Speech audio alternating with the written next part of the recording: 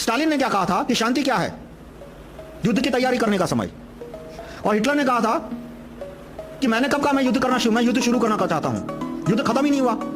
Hitler का कहना था कि युद्ध कभी खत्म ही नहीं होता। जब उस पर आरोप लगाया गया कि आप युद्ध शुरू करना चाहते हो, तो उसके प्रत्युत्तर में यह कहा था कि युद्ध खत्म कब हुआ कि मैं शुरू करूं। युद्ध एक निरंतर चलती हुई प्रक्रिया है जो शायद 10,000 साल पहले शुरू हुई होगी, उससे पहले भी शुरू हुई होगी, और वो आज तक चलती रहती है, वो कभी खत्म नहीं होती। वो कभी कभी इंटरवल इसलिए आता है कि दूसरा देश देखता है कि सामने वाला देश भी इतना मजबूत है कि मुझे युद्ध करने में कोई फायदा नहीं होगा, नुकसान ज्यादा होगा, या तो अनएक्सेप्टेबल लॉस होगा।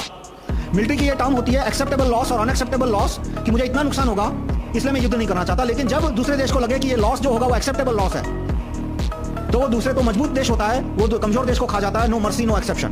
अंतरराष्ट्रीय पॉलिटिक्स का ये सिद्धांत है कि मजबूत मछली कमजोर मछली को खा जाएगी। No mercy no exception. कोई भाई नहीं होता, कोई बहन नहीं होता। हम कहेंगे कि भाई अमेरिका और भारत दोनों डेमोक्रेसी है, डेमोक्रेसी भाई भाई, या डेमोक्रेसी बहन बहन, यानी बड़ी बहन छोटी बहन को नहीं मारेगी, ऐसा कुछ नहीं होता। इंटरनेशनल पॉलिटिक्स में जो मजबूत देश है वो कमजोर देश को खा जाता है।